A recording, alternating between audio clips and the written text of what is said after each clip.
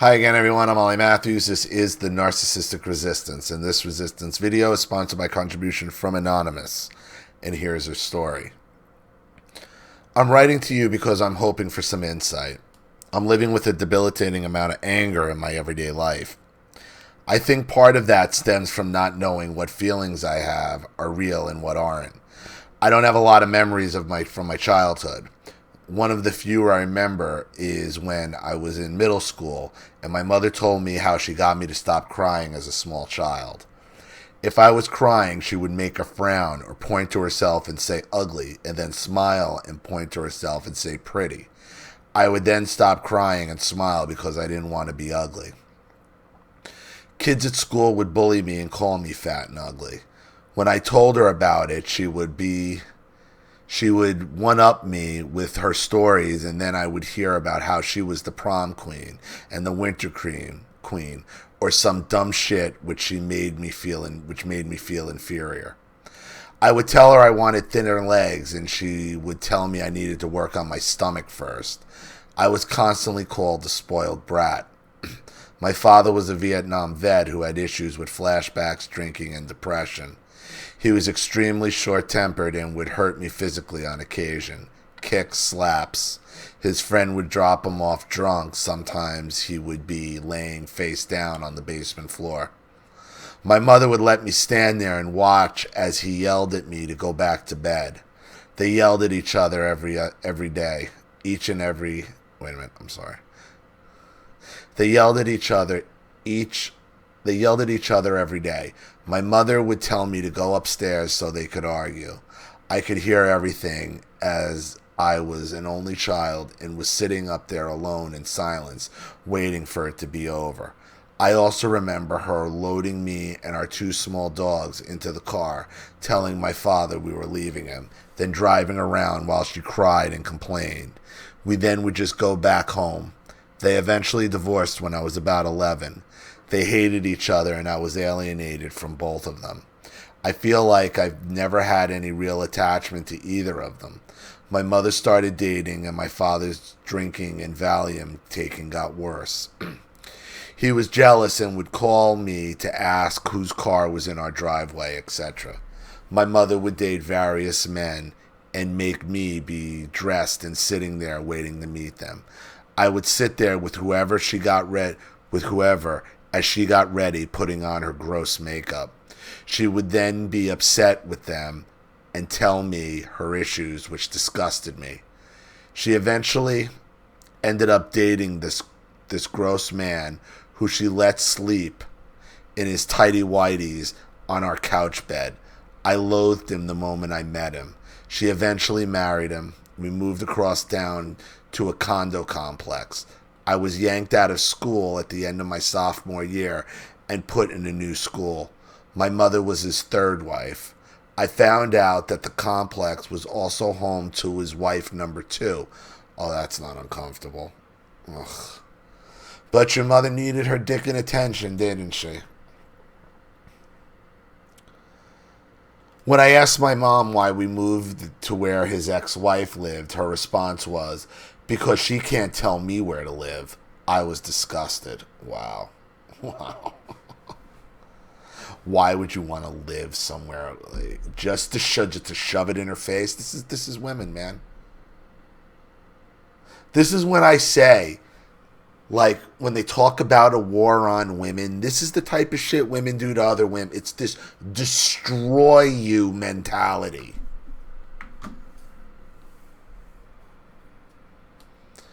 She forced me to be a bridesmaid after I refused. I remember really distancing myself from her. She would never talk to me and always act like I was disgusting. Same with stepdad. They believed I was so bad that they pulled me out of school my senior year and put me into a program for teenagers with psychiatric issues.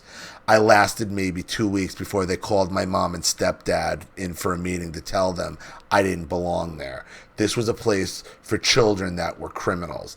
I barely graduated because of severe depression. She used to try to hug me. When I would resist, she would punch me in the gut. If I gave a tone, I would get slapped in the mouth. it would have continued when I was 17, but I threatened to hit her back and she never did it again, which is what I eventually had to do because my mother would do all that stuff to me until I was 15 when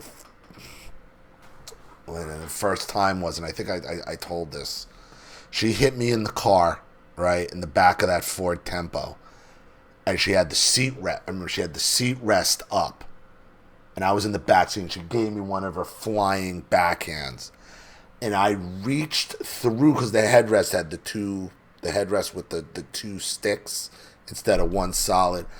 I reached through the headrest and grabbed that fucking afro mop, that wild afro mop of hers, pulled it back through the goddamn headrest and slammed the goddamn thing down on her fucking head.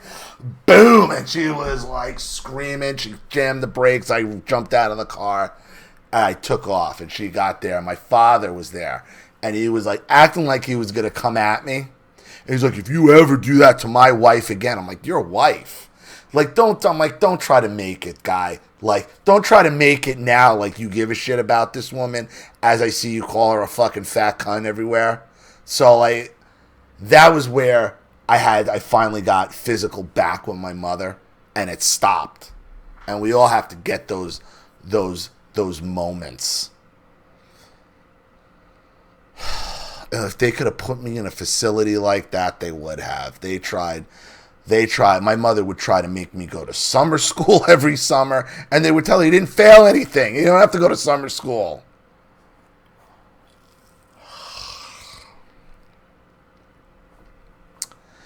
Immediately after high school, she blamed me for a spot on the wall and told me to get the fuck out of her house. I did. I was never going back there. I moved in with my best girlfriend and her family until my stepdad called and her father and got me kicked out. I ended up living with an older man in a trailer with no car and no running water for years. They had money and bought a luxurious house. I had to go where they couldn't find me, and although I had absolutely nothing, I felt some happiness. She divorced after 7 years. I was called upon to help her move out while he was at work. She sat there while me and her elderly father packed her things. She was a moron and told the moving company the whole story, so they refused to come. She always tells people way too much. Shit no one wants to hear about herself. Fast forward to now, I'm doing okay, have an okay house, a decent job at a company I've been at for 17 years. Nothing great. I have a good boyfriend who loves me. My mother also seems to have taken a liking to him. You still dealing with this woman? She calls him to complain about things and slaves him out to fix her house. He has a medical condition, and I told her not to ask him to do things. She ignores me and asks him anyway. She flat out told me she won't stop until he says so. Then cut her out. Cut her off. I won't stop. I won't listen to you. That's what there's to I won't listen to you. And even when he tells you that, she'll say, you're only telling me that because she told you to say that. Why is she still in your life? You live without water in a trailer because she threw you out over a spot on the wall and you're still showing up for this old fucking bitch? Why? Why are you doing this? He does it because I think he doesn't understand fully how much it angers me. Plus she guilts him. She always makes digs in the guise of a shitty compliment, such as, well, you're doing good now, or she doesn't like my hair because she likes shiny hair, or you look like your father, who is a middle-aged bald man. I hate my mother, but then I feel like a piece of shit and I'm nice. I'm so confused and angry all the time, it makes me sick. I don't know what's real. I am an only child, and so is she. She has no one, no friends. If I don't spend time, she tells me I left her, and I'm not a compassionate person. What do you fucking care? This is a woman who threw you out over a spot on the wall at 18. Let her fucking die alone. Let her die alone. What do you give a shit? And all she does is tell you to your face, I'm going to continue to violate every boundary you try to put up. What's to feel guilty about?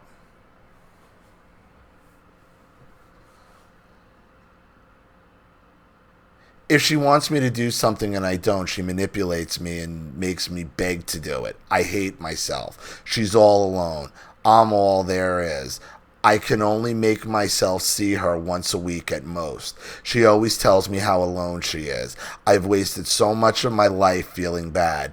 This is the tip of the iceberg of things she's said and done. They hit me like a brick when I remember one because I hear someone yelling or smell something. She's always yelling.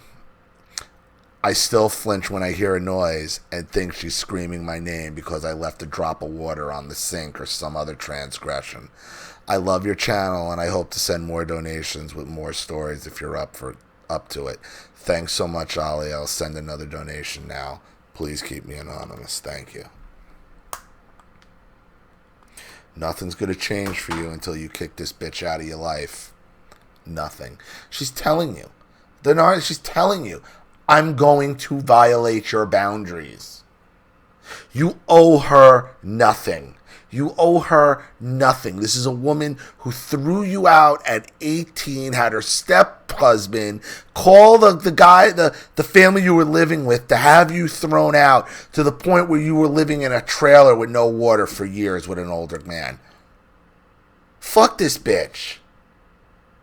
Fuck this bitch. You don't owe her a goddamn thing. This is what you do. You change your phone number. You have your boyfriend change his phone number. And you tell him, under no fucking circumstances are you to speak to that woman ever again. Do I make myself clear to you? She can fucking die in her own shit for all I care. Because that's what she deserves. That's what she wanted for you. Why are you doing more for the narcissist than they wanted for you? She could have cared less if you died in that trailer. What do you care now? You're letting her use guilt against you for no good reason. None. Cut her off, change your numbers, tell your boyfriend, never deal with her again. Period. So, I hope that helps. Thank you so much for your contribution and your story, Anonymous. I really appreciate it. Thank you to everybody watching. Please leave any opinions or advice in the comment section below. And again, if you want your story read on the channel, you have a topic you'd like me to cover, a narcissist you'd like to expose, you'd like to set up Skype, a phone call, have a private video made, or a Facebook live chat, or you'd like to sponsor a video like this for someone who needs help and can't afford it, or just make a contribution to the channel in general to keep it supported, growing, and successful, because this channel survives 100% on contributions from all of you guys. Without you, all of this goes away. So if you like what you see here and you want to see more videos like this, you know what to do with the PayPal and email links in the description box. Also, please like and share this video wherever you can. Subscribe to my channel if you haven't, and be sure to click the subscription bell to be notified of all my video uploads. I'm Ollie Matthews. This has been The Narcissistic Resistance.